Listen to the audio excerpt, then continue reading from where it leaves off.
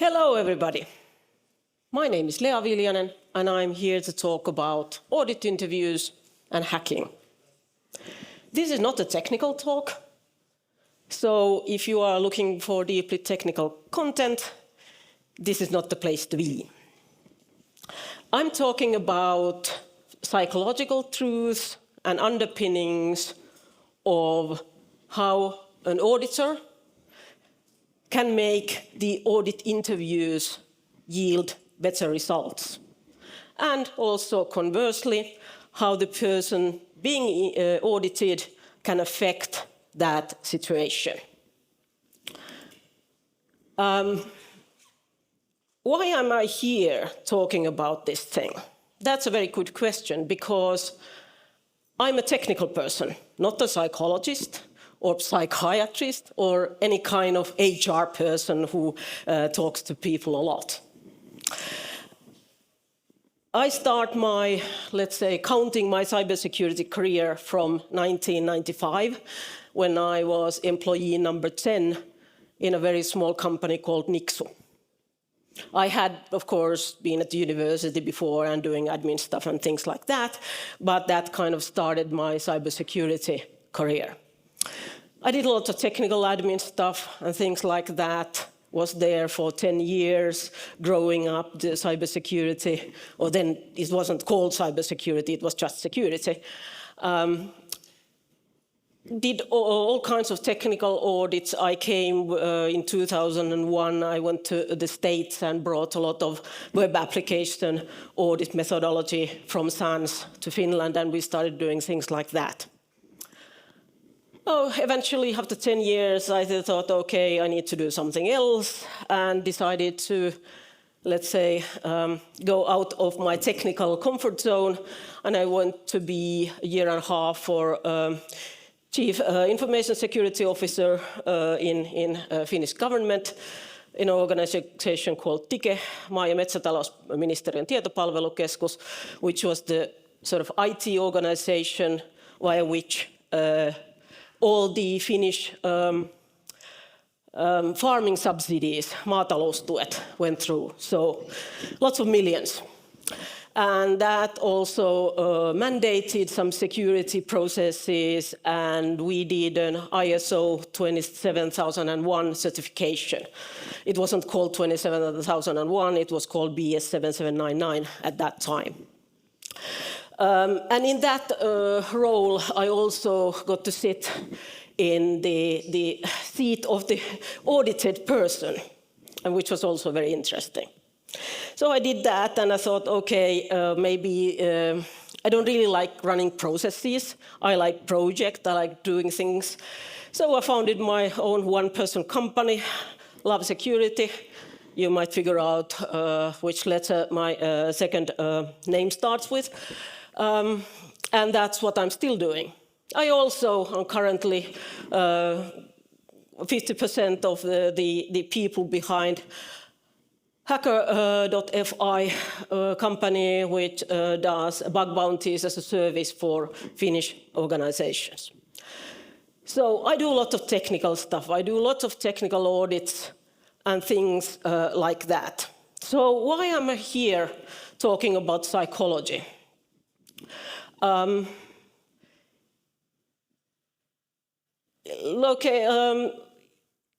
We probably all have been in a situation where we need to find out something from somebody. And it can be very painful, actually, in some cases. You are sitting opposite somebody and you got this Excel sheet that you need to fill, and you are asking these questions, and you feel it very painful and awkward, and I bet the person answering you is feeling exactly the same pain. After having done that for a while, I thought, okay, there must be better ways to doing this, make it more pleasant for both of the parties. I start figuring out how to do this in a more, let's say, nice way or easier way for everyone. But let's go back for a second what I'm actually talking about audits and assessments and things like that. Audit in some organizations and areas have very specific meaning. For example, if you are talking to a financial person or accountant, audit has a very specific meaning with bookkeeping and things like that. Also, if you are doing like ISO type of audits, it's got very specific meaning there as well. It needs to be official, accredited organization, against certain criteria, and so on. It is absolutely true, but it also, most of the time, it is used, especially in the security area, very colloquially, talking about any kind of fact-finding mission, using checklists to check whether the organization or the application or the system fulfills certain criteria. The criteria might not be exactly written down somewhere. For example, there might not be a specific list of vulnerabilities which the system needs to be resistant of, but in this talk, I'm basically calling audit something that is quite often called assessment by other people. It's basically the same thing, and I don't care if somebody comes to me afterwards and say, well, I'm not really talking about audits. So, now that we are clear what I mean by audit, any kind of assessment, what do I mean by security audit interview? When we're talking about security audits and assessments, especially from the technical side, we might figure out, okay, this is something that you take your burp suit or tools like that and point it to a specific application and figure out whether that is vulnerable or not. Absolutely true. However, quite often you can't make a proper assessment or audit without talking to people. This is especially true with, for example, OWASP application verification standard nowadays. It used to be very technical. The first versions of ASVS were very, very technically oriented. Check for cross-site scripting, check for SQL injection, check for insecure direct topic references, things like that. But some iterations back, I think it was more and more things were added to it. And for example, this newest version 4, there's this the first section actually talks about architecture, design, threat modeling, things like that. And you can't actually complete that particular section without talking to people. So that's why everybody needs to know how to talk to people and find out what's going on. Of course, in the security auditing, it's not enough just to talk to people. The key of the audit interview is basically the aim of the interview is finding evidence of certain security practices, whether it's the security in the pipeline, whether how they do threat modeling or things like that. So I'm coming back to this particular issue later. So for example, detecting if somebody's lying is not really a major thing that is necessary for you to upskill in. But let's start with how to get people talking. Because the more people talk in general, talk to me, the auditor, the more information I get, the better quality the audit will be. So learn how to get people talking. That's the, let's say that the whole point of this talk. And of course, being from a business side of things, there are certain tools that are not really available to me as a technical auditor. Violence is out. I can't take a baseball bat and start hitting people with it. I leave that to the criminals. Go ahead. There's also this whole sex thing, which is absolutely a tool that security services use to get people talking. But then again, that's not available for us in the normal professional life. Nor is really an intimidation or trying to lean on people and threaten them with negative consequences. That is, I don't know, well, let's leave that to the American cop shows. I don't think that's something that even Finnish police forces use.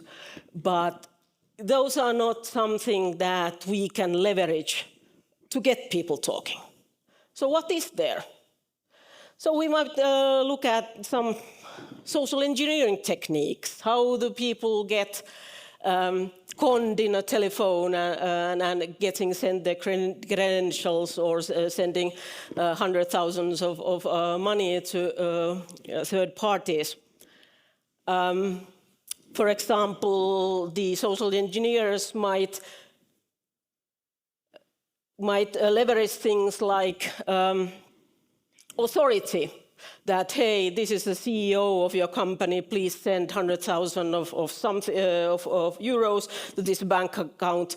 Then they might actually add some urgencies. You need to do this today or we'll lose huge amount of money. So hop, hop, hop. And some people might go for it. These tools are not very useful to me either as an auditor, because I'm not in authority position of to this particular person being audited. I'm usually a third-party auditor, and I'm not in the direct chain of command or any kind of hierarchy in regards to them. And urgency is not really in the play, because the audited person might not even understand why this is urgent from my point of view. It's probably not urgent for their point of view. So we need to figure out something else.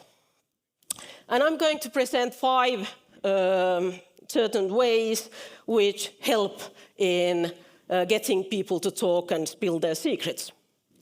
But first of all, I need to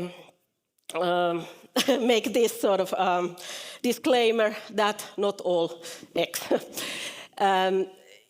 While these are something that have the really solid psychological basis, they don't always work in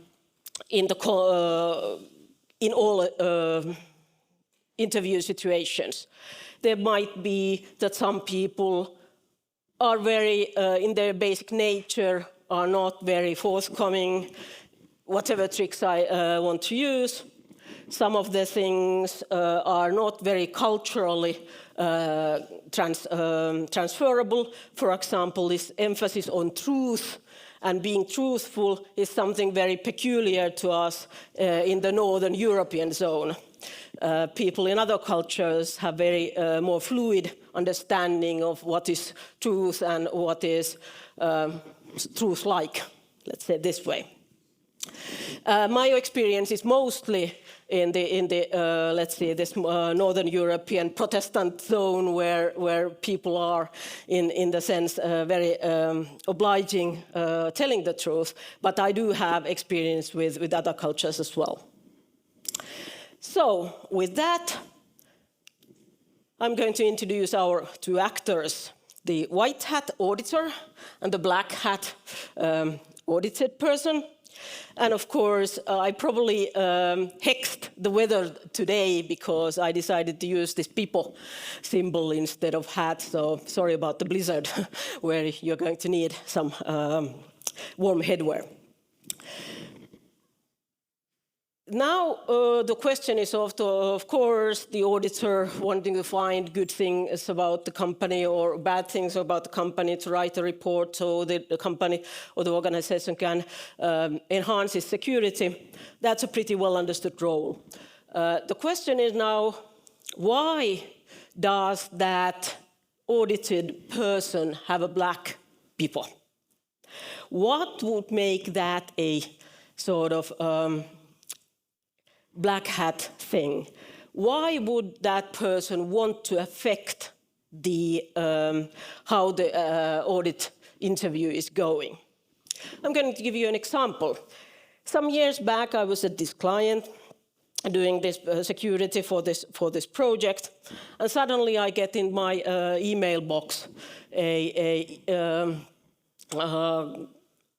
appointment from a calendar invite to a meeting with a person from yet a third organization, which is basically with the label that they want to talk about the security in this particular project. And it was very sort of like next day or things like that. I didn't pay a lot of attention to that because I was busy.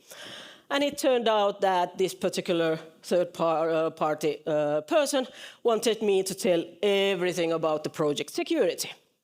And I was like, whoa, okay, who are you and why are you wanting to know about this? There are two ways I could have reacted. I could have said, basically, no, I'm not talking to you before I hear from the people I work for whether this is okay or not. But since we are in Finland, this is a high-trust society, I was thinking making this threat analysis and thinking on the fly that, okay, this is probably okay, but somebody has just forgotten to tell me about this, which is more probably the reason for this. So I said, okay, I'm going to take this now, the minimal approach of telling absolutely the bare minimum of what is asked. I don't want to actually block this whole thing, but I will not be very forthcoming on this. So this is one way of looking at this. So sometimes you might be in a position that you don't actually want to spill all the secrets there is. So, first, basic fact. People like talking about themselves. They really do. There actually is, the reference is in black in the very small, but there's actually a Harvard research done that says that talking about yourself activates the same dopamine system that is activated when you have good food or even have sex. So it actually gives us immediate reward when we talk about ourselves. So this is absolutely something that plays to the hand of the auditor who wants to get the person talking. So why not open the interview with a simple question? Well, tell me about yourself and what do you do? And people open up. Surprisingly, how much? So this is something that is absolutely ingrained to our well-being and in our brain. So leverage this as much as you can.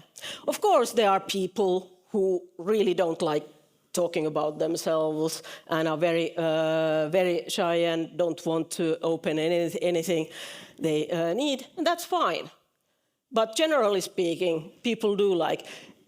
If this talk were a bit earlier in Disobey, I might have encouraged you to go to the hall right there and talk to a totally unknown person and see how they react to you asking them questions about themselves, whether they put autoplay on, and if you can extract yourself like 15 minutes later from that flood of information when people get this reward that somebody's interested in what I do, somebody's interested of me as a person. People actually do that. And I've been told that this is something often that happens on dates as well. That people just don't shut up about themselves. So, I as an auditor go and ask you about yourself, what do you do, what is your role in the organization, explain that, and so on, and you do that. So how can you affect this? How can you not go that deep? Of course, the reason is trying to keep the talk very non-personal, keeping your boundaries straight, that we are here to talk about this particular project, this particular system, my role in this company, and so on. So this is always a good thing, to keep boundaries right. And also, do not volunteer any information. This is actually, from the auditor point of view, really nasty trick. Because if I have to ask every bit of information from you in the form of a question, it is like pulling teeth. It's absolutely excruciating. If you do not volunteer anything, if you don't talk to me, it is going to be painful. So you can inflict that pain on the auditor if you so wish to. And this is actually very much how, like, in a wartime situation, you've seen all these movies that if you're getting caught by the enemy, this is a name, rank, and serial number. That's the minimum information you're going to give them. So this trick is very much used in other contexts as well. The second thing that is very good in reminding is that people really like to be recognized as experts. Especially in the technical sphere, I found out that a lot of people that I've been interviewing are actually very expert on their particular field. They understand a particular system very well. They have spent years understanding that, or honing their craft as software developers or whatever. And sometimes in bigger organizations, especially in Finland, you never get positive feedback. I mean, come on. When have you received positive feedback of your work in a work setting lately? Don't answer that. So, basic recognition is a human basic trait. It's in a Maslow's hierarchy of needs. So reserving some kind of praise and recognition ignites us a sort of warm, fuzzy feeling that is played in the is very useful in the context of that interview, because people usually get to feel positive towards the person who gives that compliment or feedback. So, and when we get this positive rapport going on, it's going to be good for volunteering information. Of course, you can go very much too far on this. So if you are feeling a slight funny taste in your mouth, stop licking things that don't get your tongue very brown. But honest compliments are actually very easy to find. I found out that an auditor, when you have heard or hearing what the person is doing and how they are doing, how they're managing this hugely important system, it's very easy to actually recognize that without any false compliment. Just to say, oh, you must be a very good developer, so you can manage this project, and you have you been the lead developer of this project? This is a huge thing for this organization, so on. Another trick you could use, but it's not necessarily very useful in audit situation. I do sometimes use that. You can also ask their opinion on something, or ask their advice on something. I usually use that as a sort of kind of last-minute thing that I ask, is there something in this organization's security on this particular focus? Is there something you want to be changed? Is there something you see as a problem? It's not really a specific audit question, but it is something that I value their input, I value their opinion, and that sometimes gets put in the audit report as well. So, How can you put your black people on and counter this? Really show your expertise. Like flood me with information. This is like denial of service type of flooding information. Some people really get excited when they start explaining to me about the intricacies of their system application, their processes of software development or whatever. And I have to interrupt them. So, could we go back to this particular question? So, hold on a bit. I can't type fast enough. So, what did you say about this? So, I need to constantly be aware of the time I have, because audits are time constrained. I don't have hours and hours to talk to these people, as fun as they might be, but I need to be aware of that time.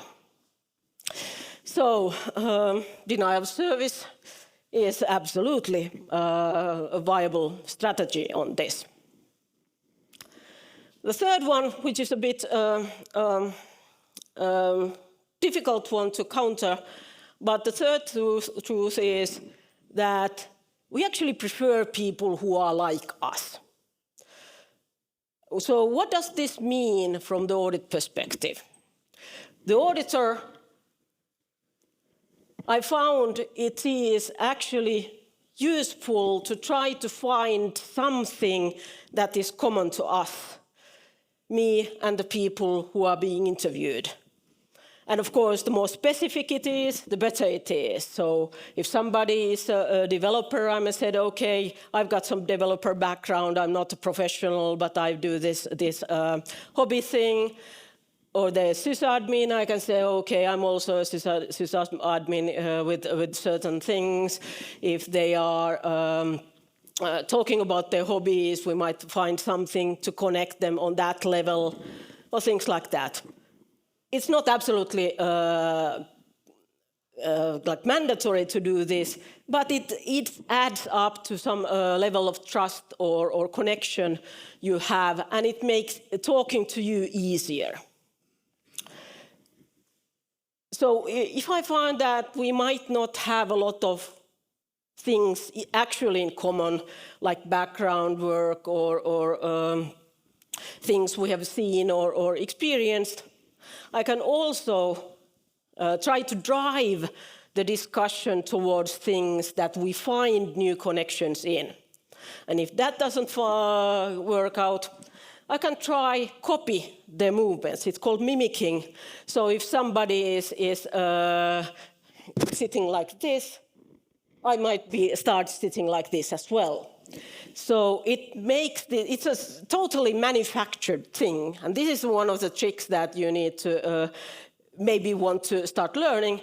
But if we are having similar postures, similar ways of behavior, it also adds to the connection we feel. It makes the other person feel more charitable to us and probably gives us more information. And it actually, there is some research that it makes the person who is mimicked to feel more charitable towards the world in general, not just towards me. There's some research that they can go and spread the joy in the organization for a while afterwards.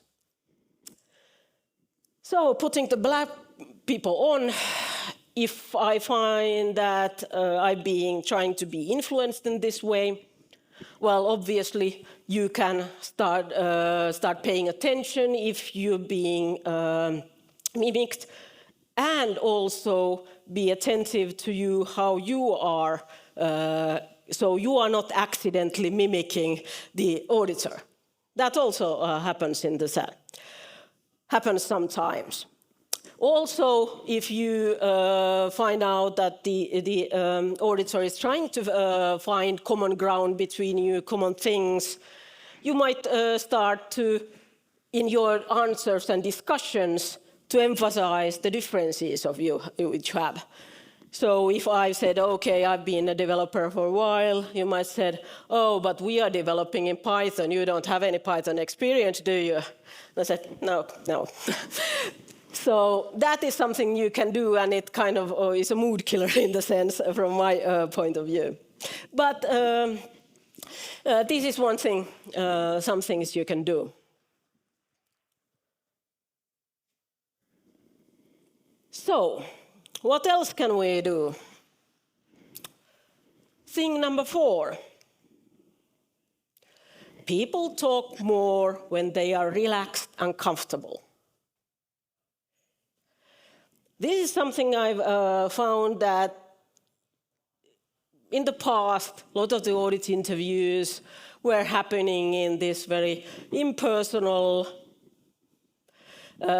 meeting rooms with a big table between you and a gazillion of chairs and air conditioning blasting full blast and whatever.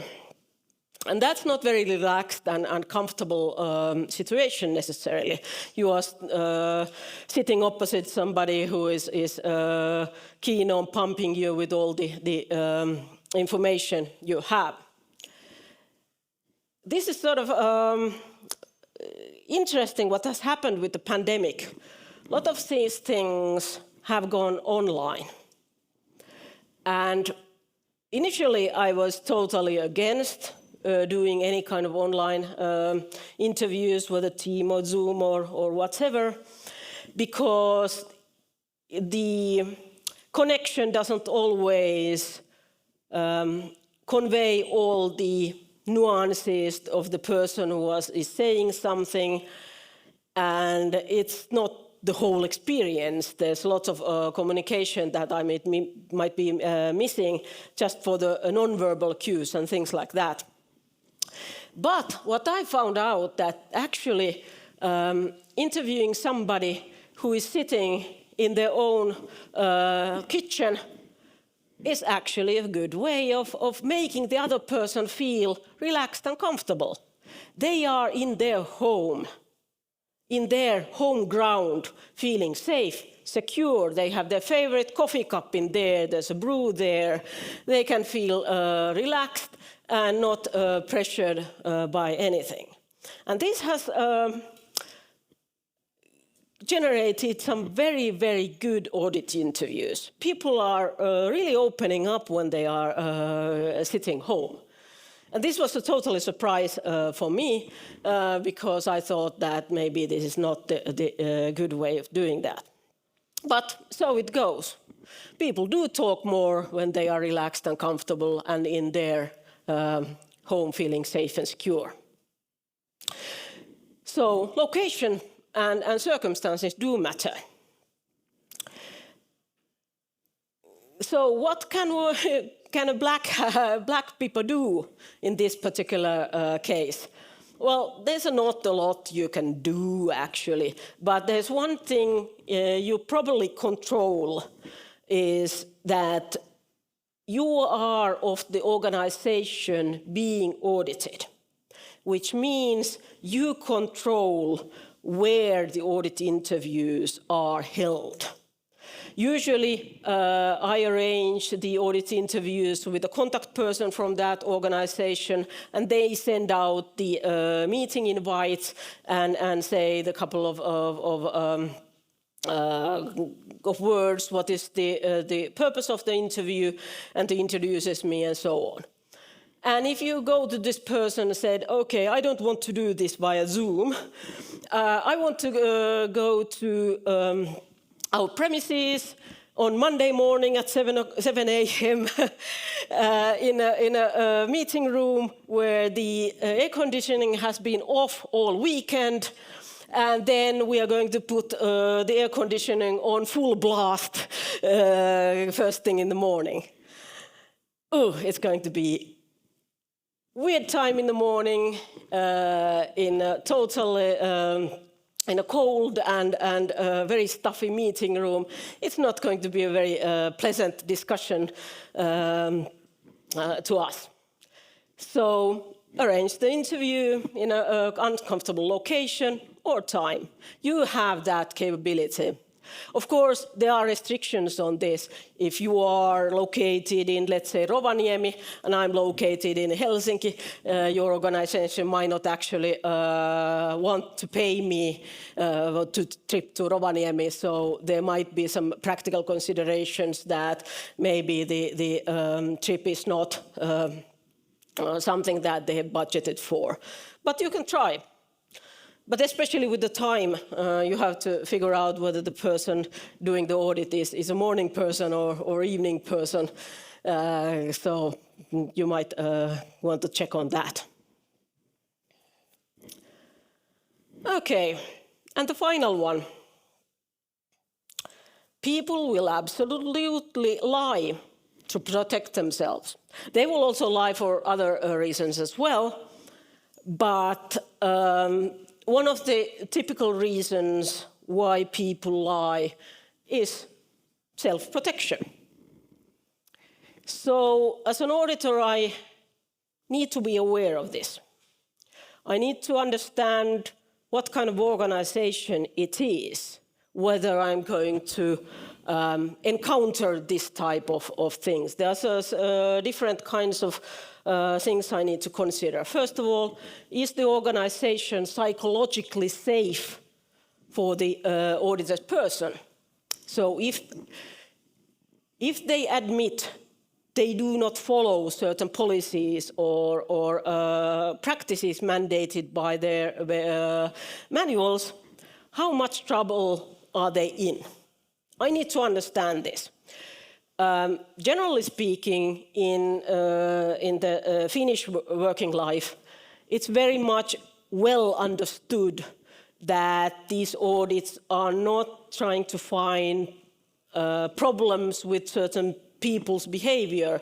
They're looking at process faults. If a person does something wrong, it is the fault of a process, of security process or something like that. It's not exactly the fault of that single person. But organizations might not be that smart. Some organizations might be very much looking for the blame game and trying to find out people that they can pin on this person. Especially if the organization is based in countries where the employment is very much sort of hair trigger away from people getting kicked out of the company, like modern Twitter, where single critical things of the head owner will get you booted out of the company in 15 minutes, something like that. That is not a very healthy environment for people to admit any kinds of problems or pointing out things to be developed. So I would probably expect a lot of people actually lying about further things.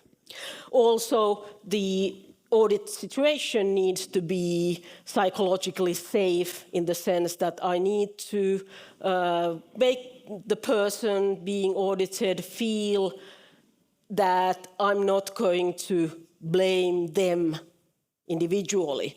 So usually sometimes I need to focus on the person and say, whatever you say to me is going to be marked as a process failure, but I'm not going to name you as name your name in this particular issues.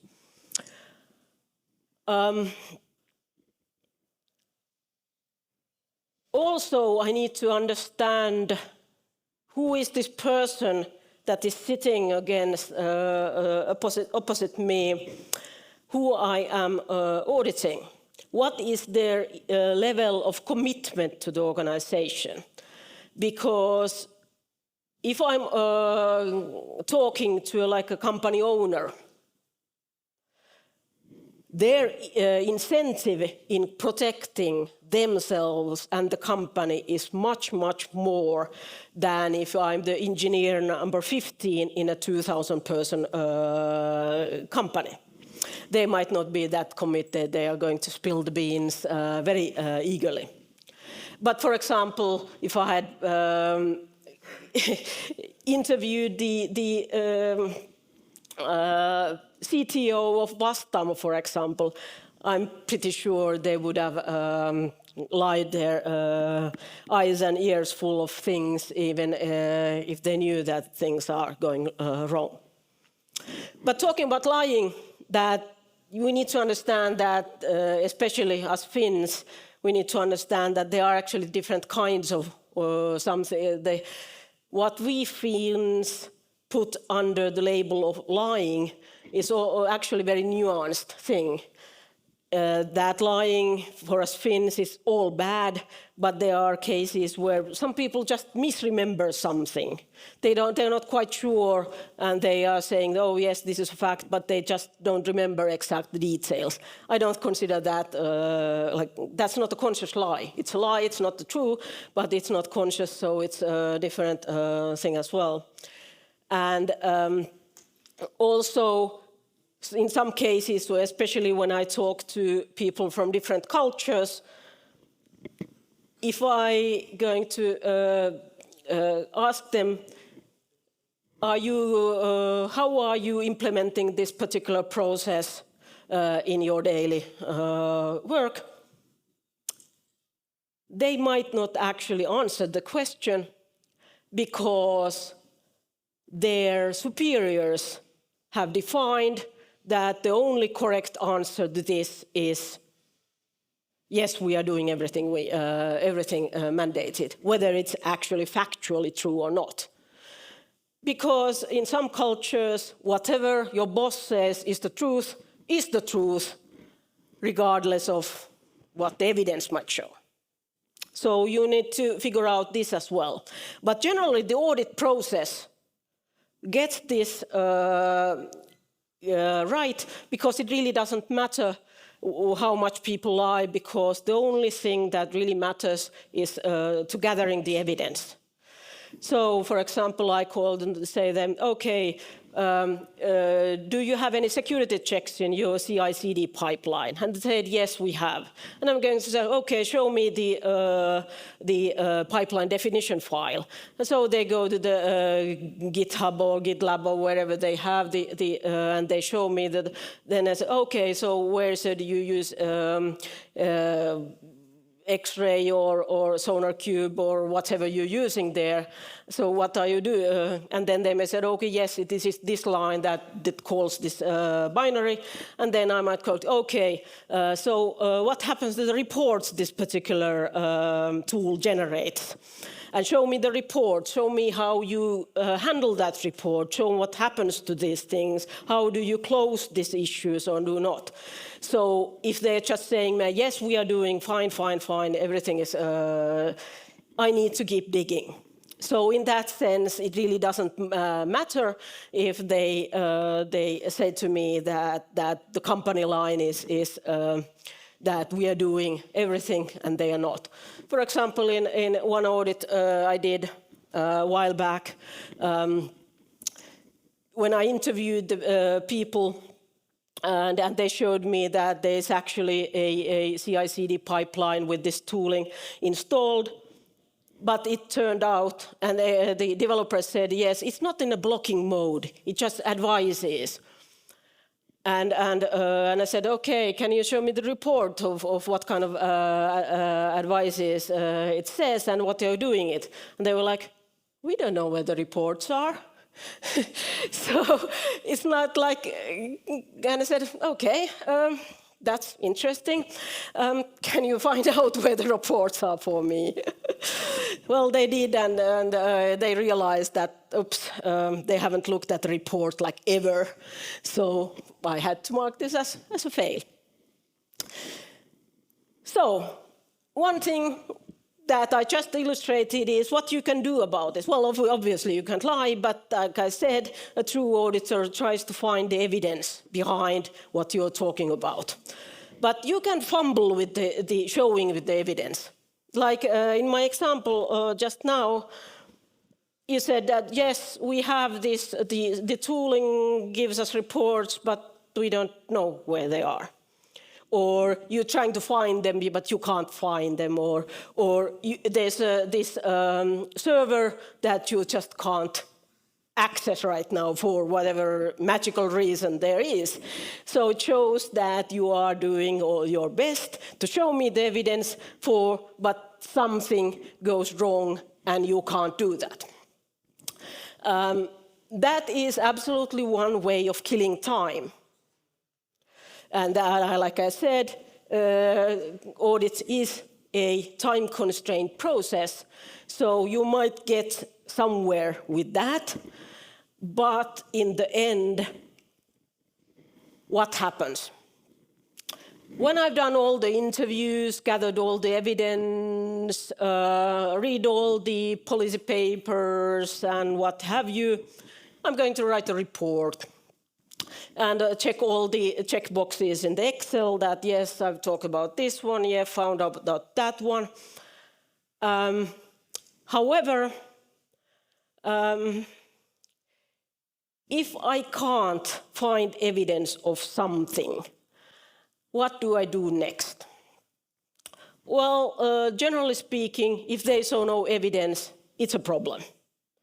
It depends on what type of audit or assessment it is. It depends on how big of a problem. If you are like being certified against ISO 27001, the absence of certain practices might be actually a major non-conformity, so you are not going to pass the audit. Or depending on the discussion, it might be that you said, yes, we are actually doing this thing, but we haven't actually put that in paper.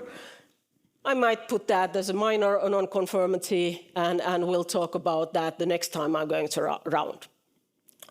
Also, I could write, depending on what kind of audit or assessment is, that I can say that the organization claims that they have this particular process in place, but the evidence could not be obtained in time.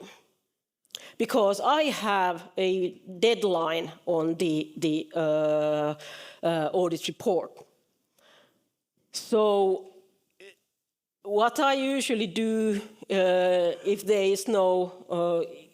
is something that is going to be left dangling, I don't have evidence, somebody's saying we are going to provide that information to me later, I'm going to talk to the people who have ordered the audits and say, okay, we can't get this evidence. Do I put this in the report, or do you want to postpone the report to a later date?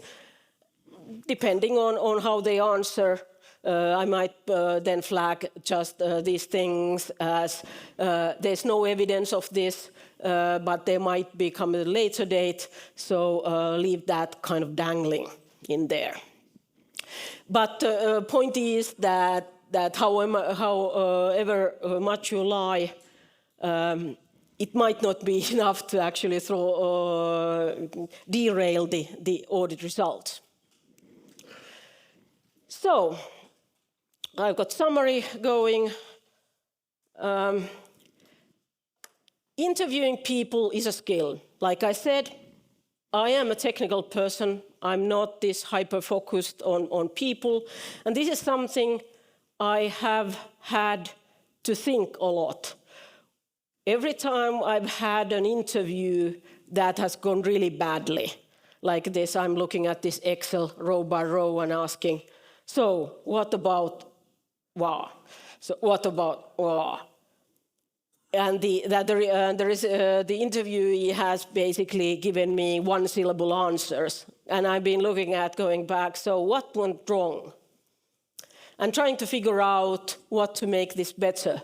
The best audit interviews have always been, they're more like fireside chats. You have only your cup of tea and coffee and you are chatting there, and the discussion is organically going in the directions I want because I make sort of open-ended questions on things that I want to know about.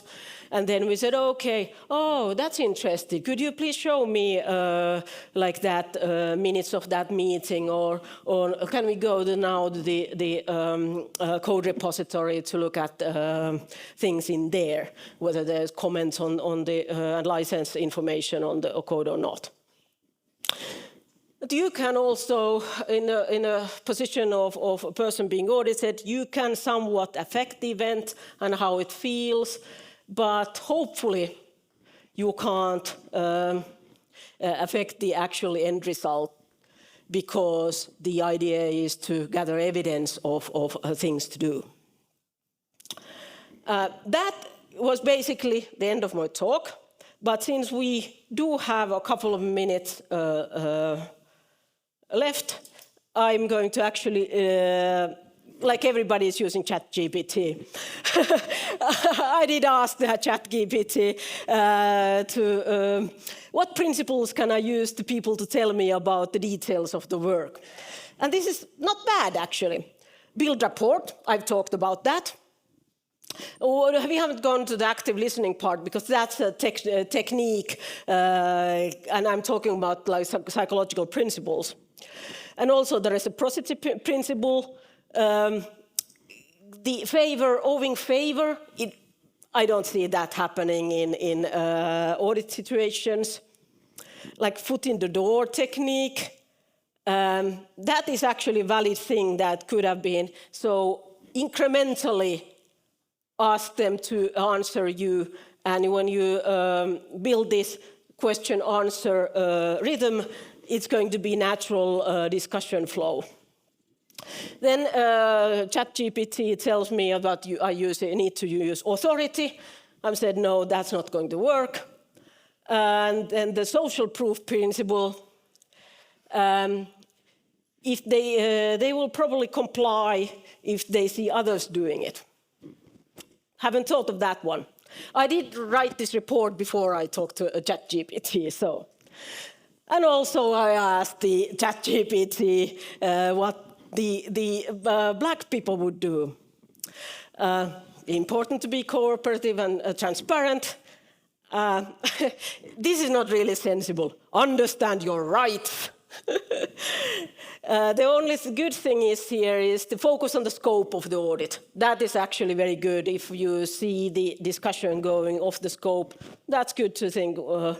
But the honesty, as for time, I've been discussing about the time constraints, asking for clarification, sticking to the facts. I don't know whether that's going to be useful, but I will hope at least some of these things have been useful to you. Do we have a couple of minutes for the questions? Anyone?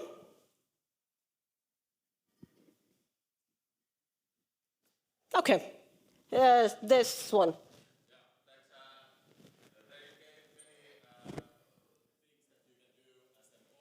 Mm. Mm.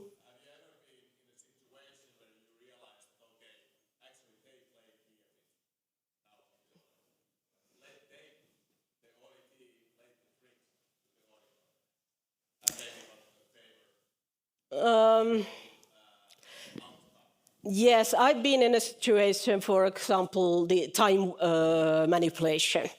There's been obviously, and in certain situations where the auditee is not really willing to answer a question, but they will deflect on that. But I haven't actually been sort of major played. Or if I have, I totally ignored it and being happy about it. I don't claim to be very good in necessarily observing things. So it might be that I've been had big time. Anything else? I was thinking about you said about location, that maybe you could use Zoom or something else. But the point is not to have you in the unpleasurable location, but in the VVs. So they can still be in bad, like meeting room with whatever, even if you are over Zoom somewhere. Well, you need to get them like feeling bad. Yeah, but I don't really control necessarily where they, especially when it's a remote thing, I don't control where they choose to be. Yeah, exactly. Yeah. So it's difficult for me to really manipulate them to be in a freezing outside or something.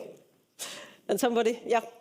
Yeah, just a quick comment that I think these are like requirements to any good discussion or conversation with anyone.